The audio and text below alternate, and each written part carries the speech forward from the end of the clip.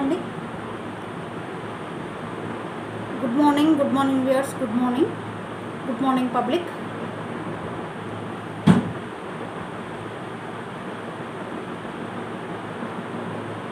I'm Devulapalli రేస్తా, రామన్నపేట్, వరంగల్. మీ అందరికీ తెలుసు, సుపరిచితురాలని.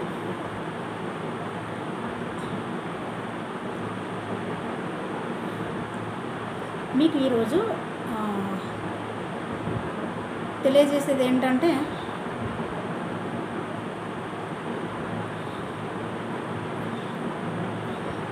ఒక అధికార పార్టీలో ఉన్నటువంటి ఒక మంత్రి గారు మాట్లాడాల్సినటువంటి మాటలు ఎలా ఉన్నాయి,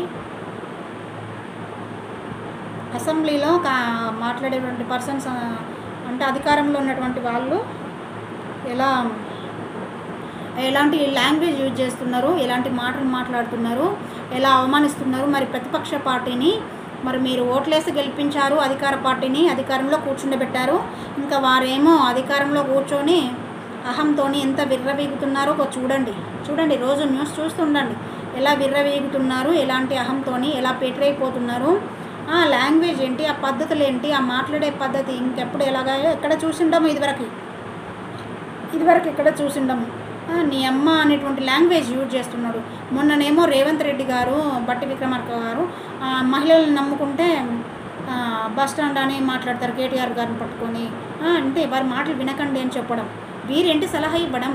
నువ్వు ఒక శత్రువే కదా, కాంగ్రెస్లో ఉన్నావంటే ఆపోజిట్ అంటే నువ్వు చెప్తే వాళ్ళు ఎలా వింటారు చెప్పండి, నాకు అర్థం కాదు. ఎలా తెలుసుకోకుండా ఎలా మాట్లాడతావు, నువ్వు ఎలా సజెషన్ ఇస్తావు వాళ్ళకి? సరే ఇస్తున్నావు, సరే ఇస్తే వారు ఎంత బాధపడతారో అన్నటువంటి కనీస అవగాహన లేకుండా నువ్వు మాట్లాడితే ఏంటి, దానికి క్షమాపణ చెప్పుకోవాల్సినటువంటి అవసరం ఎంతైనా ఉన్నది కదా. వారు మహిళే కావచ్చు కానీ అనుభవం ఉన్నటువంటి ఒక రాజకీయవేత్త, ఒక విద్యావేత్త, అన్ఎడ్యుకేటెడ్ కాదు కదా, ఎడ్యుకేటెడ్ అయి ఉండి అనుభవం ఉండి, రాజకీయంలో అనుభవం ఉండి, వయసులో పెద్ద మీకన్నా కూడా అయినప్పటికీ వారి యొక్క విలువ తెలుసుకోకుండా మీరు ఒక మహిళను కూడా చూడకుండా మహిళలు నమ్ముకుంటే, అంటే మీ వెనుకాల ఉన్నటువంటి మహిళలను నమ్ముకుంటే బతుకు బస్ స్టాండు అంటావా? దేనికి సమాధానం చెప్పుకోవాలి, క్షమాపణ చెప్పుకోవాలి. కారణం చెప్పి మరి చెప్తున్నా ఏంటంటే, ప్రతి ఒక్క మహిళకు వర్తిస్తుంది అన్నమాట అలాంటి మాట. అంటే రాజకీయంలోనే కాదు, ఉపాధ్యాయ వృత్తిలోనూ, ఇంకా వైద్య వృత్తిలోనూ, ప్రతి ఒక్క వృత్తిలో ఉన్నారు మహిళలు, ప్రతి ఒక్క వృత్తిలో ఉన్నారు. మరి మిమ్మల్ని చూసి ఇంకా మిగతా మగవాళ్ళు మాట్లాడేటువంటి మాటలకు మరి బయట మహిళలు బ్రతకాలా? ఇంకేం కావాలి చెప్పండి, మీరే సమాధానం చెప్పండి. యాజ్ ఏ చీఫ్ మినిస్టర్గా మీకే లాంగ్వేజ్ సరిగా అదుపులో ఉండట్లేదు, మీకే ఏం మాట్లాడాలో తెలియట్లేదు, మీకే మహిళలను ఎలా గౌరవించాలో తెలియట్లేదు. ఇక మీరు ప్రజానికానికి ఏం చెప్తారు? మీ నుండి నేర్చుకోవాల్సింది ఏమిటి అనేటువంటిది విషయం ఆలోచించండి. సీఎం గారు, రేవంత్ రెడ్డి గారు, మీకే చెప్పేది. ఇంకొకటి, బట్టి విక్రమార్క గారు అంటారు, ఏం మొహం పెట్టుకొని వచ్చిండ్రమ్మా, ఏం మాట్లాడుతున్నారు అని అంటారు. ఇష్టం వచ్చినట్టు మాట్లాడడం ఏంటది? ఆ లాంగ్వేజ్ ఏంటి? ఏం మొహం పెట్టుకొని వచ్చిండ్రు? ఒక మహిళను పట్టుకొని ఏం మొహం పెట్టుకొని వచ్చిండ్రు? మరి నువ్వేం మొహం పెట్టుకొని వచ్చినావు అసెంబ్లీకి అని రిపీట్ క్వశ్చన్ ఇస్తే ఎలా ఉంటుంది? మరి నీ మొహం ఎక్కడ పెట్టుకుంటావు అనే సోయి సొక్కి లేకుండా మాట్లాడితే ఎలా అలా మాట్లాడితే ఎలా? ప్రతి ఒక్కరు చూస్తున్నారు, అసెంబ్లీ న్యూస్ వాచ్ చేస్తున్నారు, మన పబ్లిక్ చూస్తున్నారు అనేటువంటి కనీస అవగాహన లేకుండా ఎలా పేటరేగిపోతున్నారు అనేటువంటిది మీరు ఆత్మవిమర్శ చేసుకొని క్షమాపణ చెప్పాల్సినటువంటి సందర్భం అన్నమాట. తప్పదు, క్షమాపణ చెప్పక తప్పదు. మీరు చేసేటువంటి పొరపాట్లు మళ్ళీ రిపీట్ అవ్వకూడదు. మీరు ఆ మాటే కానివ్వండి, ఏదైనా కానివ్వండి, మిమ్మల్ని అనుసరిస్తారు, మిమ్మల్ని చూస్తారు, మిమ్మల్ని చూసి నేర్చుకునేవి ఉంటాయి పబ్లిక్ చాలా విషయాలు. మా కోసం ఏదో చేస్తారని చెప్పేసి పంపించినాం మేము అసెంబ్లీకి. మరి ఏంటి పంచాయతీలు అని చెప్పేసి ప్రతి ఒక్కరు కూడా గమనిస్తున్నారు. సోయంబడి కొంచెం మాట్లాడండి, ఏం మాట్లాడినా గుర్తుపెట్టుకోండి. ఇంకా దానం నాగేందర్ గారు బీఆర్ఎస్ పార్టీలో ఉన్నప్పుడు సైలెంట్గా ఉన్నాడు. ఎందుకంటే కేసీఆర్ సార్ డిసిప్లిన్ ఉంది కాబట్టి, కేసీఆర్ సార్ ఎవరికి మైక్ ఇవ్వాలో ఎవరికి మైక్ ఇవ్వకూడదో వారికి తెలుసు కాబట్టి మైక్ ఇవ్వలేదు. ఇప్పుడు అంటాడు దానం నాగేందరు, ఇన్ని రోజులు మైక్ రాలేదు కాబట్టి ఇప్పుడు మైక్ ఇస్తే ఆగుతాను లేడు. ఎక్కడ ఇన్ని రోజులు మైక్ ఎందుకు ఇవ్వలేదు మరి కేసీఆర్ సారు? ఇలాంటి ఏదో భాష మాట్లాడతామనే కదా. మరి ఇలాంటి భాష మాట్లాడితే పరువు పోతుందని చెప్పేసి నీకు మైక్ ఇవ్వలేదేమో. ఇప్పుడు అర్థం చేసుకో. అలాగే ఇప్పుడు మైక్ వచ్చింది, మరి నువ్వు ఏం మాట్లాడుతున్నావు? నీ లాంగ్వేజ్ ఎందుకు అదుపు తప్పుతుంది? కేటీఆర్ గారిని పట్టుకొని బీఆర్ఎస్ పార్టీ వాళ్ళని పట్టుకొని ఎక్కడ తిరగనియ్యా నాకు కొడకల్లారా అంటావు. ఎంతమందిని కన్నావు నువ్వు? ఎంతమంది నీ కొడుకులు అందరు నీకు పుట్టిన వాళ్ళేనా? నీకు కొడుకులు అంటవా? సేమ్ వారికి ఉన్నటువంటి అర్హతలు నీకు లేవు సరిగా. నేను నిజంగా చెప్పాలంటే వారిని అనే అధికారం కానీ అర్హత కానీ ఏమీ లేదు. శుద్ధ శూన్యం. నీకు ఉన్నటువంటి నాలెడ్జ్కి వారికి ఉన్నటువంటి కేటీఆర్ గారికి ఉన్నటువంటి నాలెడ్జ్తో పోలిస్తే నీకున్నటువంటి నాలెడ్జ్ శుద్ధ శూన్యం అని అంటాను. నేను చెప్తున్నా. దానం నాగేందర్, ఏం మాట్లాడుతున్నావో కనీసం అవగాహనతో మాట్లాడుతున్నావా లేకపోతే మైండ్ దొబ్బి మాట్లాడుతున్నావా? ఆలోచించి మాట్లాడు. నీ అమ్మ అని చెప్పేసి 2 times రిపీట్ చేసావు ఆ వర్డ్ని. ఆ వల్గర్ లాంగ్వేజ్ ఏంటి? నా స్టూడెంటే కనుక అయ్యేది ఉంటేనా ఇలాంటివన్నీ ఇమ్మీడియట్లీ నేను బయటికి పంపించాను. యాజ్ ఎ స్పీకర్ గారు ఏం చేయాలి? ఇలాంటి మాటలు మాట్లాడేటువంటి వాళ్ళని సస్పెండ్ చేయాలి కదా ఇమ్మీడియట్లీ. సస్పెండ్ చేస్తే మళ్ళీ ఇంకొకసారి, ఇప్పుడు సారీ చెప్తారు అయిపోతుంది, మళ్ళీ రిపీట్ అయితే ఏంటి? దానికి కారకులు ఎవరు? యాజ్ ఎ స్పీకర్గా తగిన యాక్షన్ తీసుకోవాలి కదా. వెంటనే రియాక్షన్ ఉండాలి. వెంటనే యాక్షన్ తీసుకుంటేనే ఇంకొకటి మాట్లాడడానికి ఛాన్స్ ఉండదు. అది వదిలేయకూడదు. అలా వదిలేస్తున్నారు. స్పీకర్ గారు చూస్తూ వింటూ అలా కామ్గా కూర్చోవడం ఏంటి? అదే నాకు అర్థమే చేస్తలేదు. అదే అర్థం కావట్లేదు. పబ్లిక్ బాగా గమనించండి, ఓకేనా? గమనిస్తూ ఉండండి.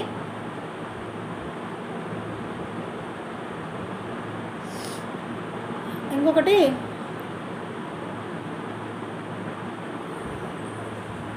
మళ్ళీ ఇది ఊత పదం. మేము ఎప్పుడు హైదరాబాద్లో మాట్లాడే భాష అధ్యక్ష, ఇది అసెంబ్లీలో మరి మాట్లాడాలనే తెలియదు అధ్యక్ష అన్నట్టుగా ఏమి ఎరగని చిట్టిలాగా మన ఏంటిది దాన్ని ఏమంటారు, చదువురాని ముద్దబ్బాయిలాగా సమాధానం చెప్తే ఎలాగా అధ్యక్ష అని. ఆ పదము యూజ్ చేయడం తప్పు అధ్యక్ష, నాది మరి ఇంకొకసారి రిపీట్ చేయను. ఏదో నోరు అదుపు తప్పింది, మరి అందరికీ క్షమాపణలు చెప్పుకుంటున్నా. ఇంకొకసారి రిపీట్ అయితే నన్ను డిస్మిస్ చేయండి, లేకపోతే సస్పెండ్ చేయండి అని చెప్పుకోవాలి ధైర్యంగా. అది కరెక్ట్ పర్సన్ అయితే అలా మాట్లాడతారు. ఏం లాంగ్వేజ్? కొడుకల్లారా, నీ అమ్మ, తోలు తీస్తా ఏంటి అంటే మిగతా వాళ్ళందరూ చూస్తూ ఊరుకుంటారు. నీ తోలు తీయరా? మాట్లాడినోడు తోలు తీయడానికి క్షణం పట్టదు. తీయాలంటే ఎవడి తోలైనా ఎవడి తోలు తీయాలని. మరి మీరు పగ ప్రతీకారాలతోనే అధికారంలోకి వచ్చిండ్రా? పగ ప్రతీకారాలు పెంచి పోషించడానికి అసెంబ్లీలో మంత్రులైనరా, లేకపోతే పబ్లిక్ ఏమైనా చేయడానికి వచ్చిండ్రా అనే సొక్కితోని మాట్లాడండి. ఏం మాట్లాడినా గుర్తుపెట్టుకొని మాట్లాడండి. ఏం మాట్లాడితే ఏం తప్పు అవుతుంది అని చెప్పేసి బాగా ప్రిపేర్ అయ్యి రండి అసెంబ్లీకి వచ్చినప్పుడు, ఓకేనా? ప్రతిపక్షం పార్టీ వారిని అన్నంత మాత్రాన మీ గొప్పలేం పెరిగిపోవు, మీ ప్రెస్టేజ్ ఏం పెరిగిపోతుందని అనుకుంటున్నారేమో, కానీ దిగజారిపోతున్నారని అర్థం చేసుకుంటారు. పబ్లిక్ అందరు చూస్తున్నారు. మీరు వాళ్ళని తిట్టినంత మాత్రాన మీ గొప్ప పెరుగుతుందని అనుకోకండి, గుర్తుపెట్టుకోండి, ఓకేనా? మైండ్ ఈ కరెక్ట్ లాంగ్వేజ్ అసెంబ్లీలో ఎలాంటి లాంగ్వేజ్ యూజ్ చేయాలో ఇంకా తెలియట్లేదా? 8 months అవుతుంది అధికారంలోకి వచ్చి. టీచర్స్ ఎగ్జాంపుల్కు తీసుకొస్తారు, పార్లమెంట్ తీసుకొస్తారు, మీటింగ్లో సమావేశాలు చూడండి ఎలా ఉంటాయని చెప్పేసి లెసన్స్ వైజ్గా లెసన్స్ నేర్పించడానికి. మరి ప్రాక్టికల్ లెసన్స్ చూస్తే స్టూడెంట్స్ నేర్చుకునేది ఏంటి మీ నుండి? ప్రొఫెసర్ నాగేశ్వరరావు గారు అంటారు, కాంగ్రెస్ పార్టీకి సపోర్ట్ చేసిండు ఇన్ని రోజులు. అసలు ఎందుకు సపోర్ట్ చేశారో మరి మాకైతే అర్థం చావదు. ఏంటంటే 10 సంవత్సరాలు వీళ్ళు అధికారాన్ని చేజిక్కించుకున్నారు అనేటువంటి ఒకే ఒక్క కుళ్ళు బుద్ధితోన కుట్ర బుద్ధులతోన పబ్లిక్ అలా చేశారు. మరి మిగతా వాళ్ళందరూ కూడా, మరి మేధావులు అందరూ కూడా ఎందుకు అటు సపోర్ట్ చేయడం జరిగిందనేది అది వారికి తెలిసి ఉండాలి. ఇప్పుడు మాట్లాడేటువంటి వాళ్ళకు కూడా, మేధావులకు. ఏంటంటే ప్రొఫెసర్ గారు అంటారు, మీరు పోయి స్పీకర్ గారికి అర్జీ పెట్టుకోండి. ఏంటి మన అర్జీ పెట్టుకోండి ఏమని, మాకు ప్రొటెక్షన్ కావాలి అని చెప్పేసి. ప్రతిపక్షంలో అధికార పార్టీకి ఎంత అధికారం ఉన్నదో ప్రతిపక్ష పార్టీకి కూడా అంతే అధికారం ఉంటుంది క్వశ్చన్ చేయడానికి. ఆ సోయి ఉండాలి, కొంచెమైనా అధికారంలో ఉన్న వాళ్ళకి సోయి ఉండాలి. స్పీకర్ గారికి సపరేట్గా అర్జీ పెట్టుకోవాల్సినట్టు అవసరం లేదు. మైక్లో రికార్డ్ అవుతున్నాయి కదా, మరి ఎవరు ఏం మాట్లాడుతున్నారు, మరి వెంటనే మైక్ అన్నా కట్ చేయాలి, లేకపోతే ఆ పర్సన్ని మాట్లాడినటువంటి పర్సన్ని సస్పెండ్ చేయాలి, లేకపోతే సరైన పనిష్మెంట్ ఇవ్వాలి. ఎలా అంటే ఇంకొకసారి కనుక ఈ లాంగ్వేజ్ యూజ్ చేస్తే నీ పదవి నుండి నిన్ను తొలగించబడుతుంది అని చెప్పేసి వార్నింగ్ ఇవ్వాలి. యాజ్ ఎ స్పీకర్గా తీసుకోవాల్సినటువంటి యాక్షన్లు ఇంకేమైనా ఉంటే తీసుకోండి, అంతేకాని మీకు సలహాలు ఇవ్వాల్సిన అవసరం లేదు. మీకు తెలుసు ఆల్రెడీ. మరి ఎందుకు కామ్గా ఉంటున్నారు? మరి అధికార పార్టీలో ఉన్నామనే అటువంటి అధికార అహంతో మాట్లాడుతూ ఉంటే మరి ప్రతిపక్ష పార్టీలను ఏమన్నా కూడా, ఏం తిట్టినా కూడా చూస్తూ ఊరుకుంటారా? చూస్తూ ఊరుకోవాలా? చెప్పండి మీరే. స్పీకర్ గారు, యాజ్ ఎ స్పీకర్గా మీరు ఏం యాక్షన్ తీసుకుంటున్నారు దానం నాగేందర్పై చెప్పండి. పబ్లిక్కి కూడా యాజ్ ఏ పబ్లిక్గా క్వశ్చన్ చేయడం జరుగుతుంది. ఏంటంటే మీరు ఇలాంటి అసెంబ్లీ సమావేశాల్లో ఇంకొకసారి ఇలాంటి వల్గర్ లాంగ్వేజ్ రిపీట్ అవ్వకుండా చూసుకునే బాధ్యత యాజ్ ఎ స్పీకర్గా మీది. మాట్లాడితే సస్పెన్స్కు గురయ్యే బాధ్యత కూడా తను తీసుకోవాలి. మాట్లాడినటువంటి పర్సన్ తప్పుడు లాంగ్వేజ్ ఉపయోగిస్తే పబ్లిక్ చిత కొడతారు, బయటకు వస్తే గుర్తుపెట్టుకోండి. అధికారంలో ఉన్నాం కదా అని చెప్పేసి అహంగా విర్రవీగుతూ పేటరేగిపోతే బాగోదు, అస్సలు బాగోదు. పబ్లిక్ గమనిస్తున్నారు, అందరూ అన్నీ గమనిస్తున్నారు. చూస్తారు, ఓపిక పడతారు. 1 సంవత్సరం చూస్తారు, 2 సంవత్సరాలు చూస్తారు. సరే మీరు ఇక 5 years అధికారం అని చెప్పేసి ఇష్టం వచ్చినట్లు బిహేవ్ చేసినా కూడా చూస్తూ పబ్లిక్ ఓపిక నశించిన రోజున మీ పార్టీకే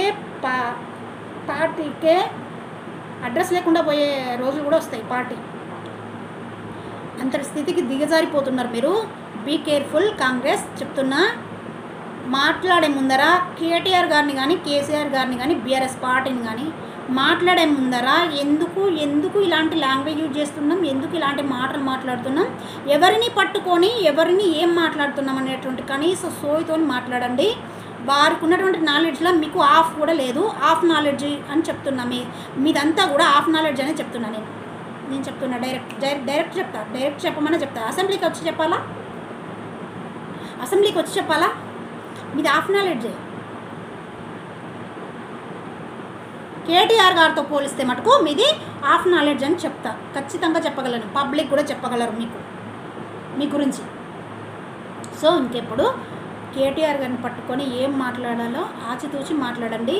వారిని కానీ వారి పార్టీని కానీ తప్పుడుగా కావాలని ఉద్దేశపూర్వకంగా అవమానం చేస్తే, టార్గెట్ చేసి అవమానం చేస్తే మటుకు మీరంతకంటే అధ్వాన పరిస్థితిలోకి దిగజారుతారు. గుర్తుపెట్టుకోండి. Be careful your language.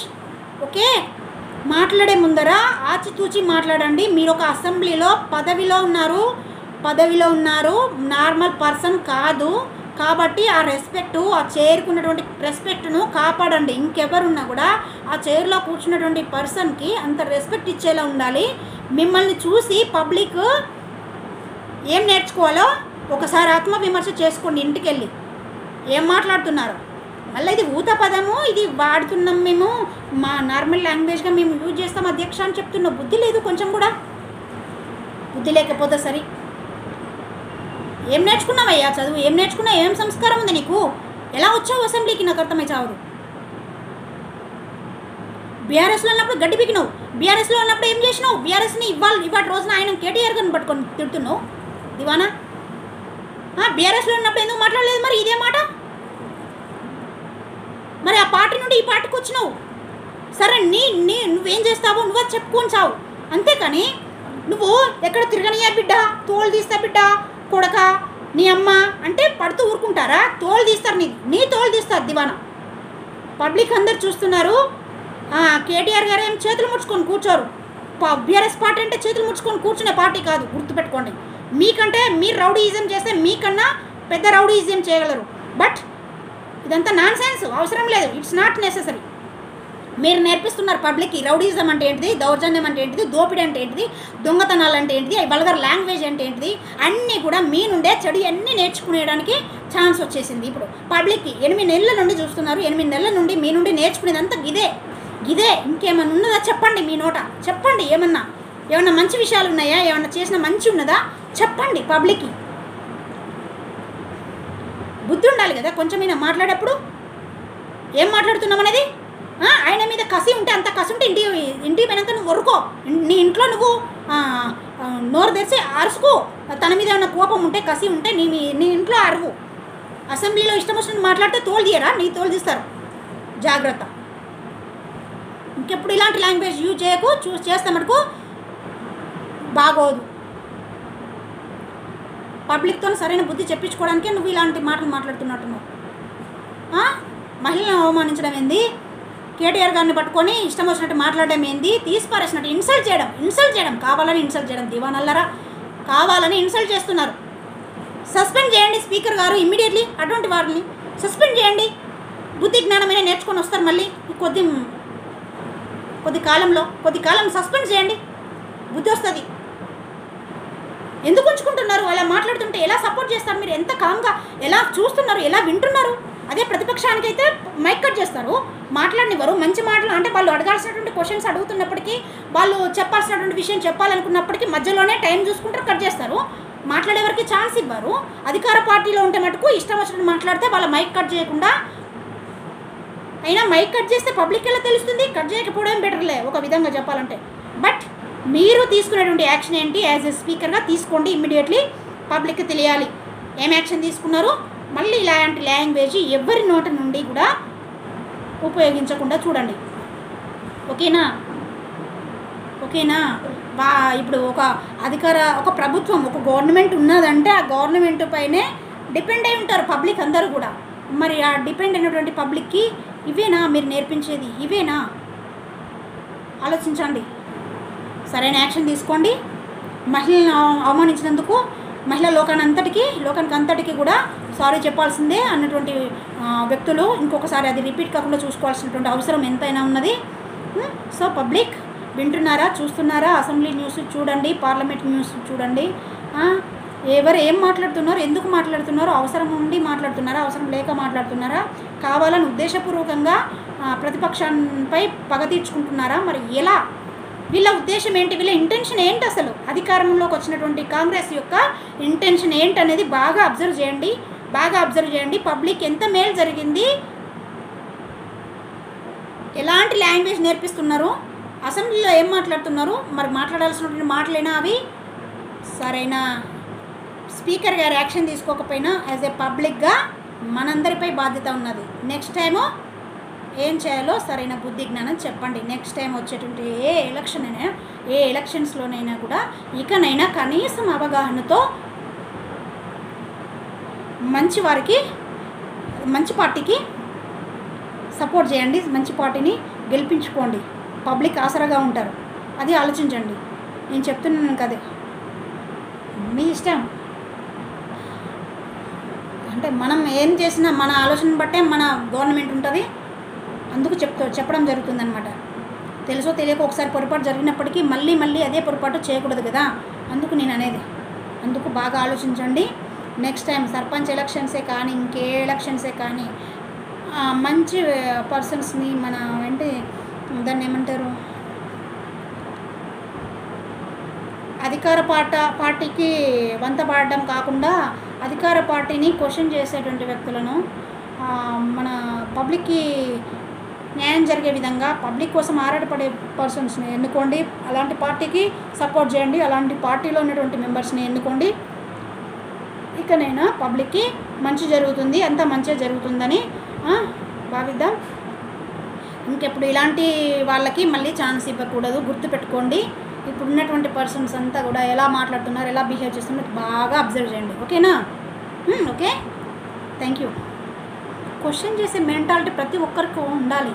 Question చేయాలి, ఏం చేస్తున్నారు. మరి చూస్తూ ఊరుకుంటామా? ఓట్లు వేస్తాం, గెలిపిస్తాం, సైలెంట్గా ఊరుకుంటాం. 5 సంవత్సరాలు వాడు ఎలా పీడించినా ఊరుకుంటాం. హౌ? ఇలా అయితే ఎలా? యాజ్ ఏ పబ్లిక్గా ఓటు వేసే హక్కు ఉన్నది సరే, బాధ్యత కూడా, క్వశ్చన్ చేసే బాధ్యత కూడా మనదే బాధ్యత కూడా మనదే. మనం ఎన్నుకున్నటువంటి గవర్నమెంటే మనం మంచిగా ఉండాలన్నా, బాధపడాలన్నా, హ్యాపీగా ఉండాలన్నా, ఏంటి దాన్ని ఏమంటారు, సంతోషంగా గడపాలన్నా, ఉన్నటువంటి ఆర్థిక వ్యవస్థ మెరుగుపడాలన్నా కూడా గవర్నమెంట్ ద్వారానే సాధ్యం. కాబట్టి ఎలాంటి గవర్నమెంట్ని ఎన్నుకోవాలో ఒకసారి పబ్లో కాలేశారు, ఇంకెప్పుడు అలాంటి పనులు చేయకండి. ఓకేనా? పబ్లిక్ న్యూస్ చూస్తూ ఉండండి. అసెంబ్లీలో మాట్లాడేటువంటి మాటలను గమనించండి. ఎవరేం మాట్లాడుతున్నారో వారికి తగిన పనిష్మెంటు నెక్స్ట్ టైము ఇచ్చేసేయండి. ఓకేనా? Thank you. బాయ్.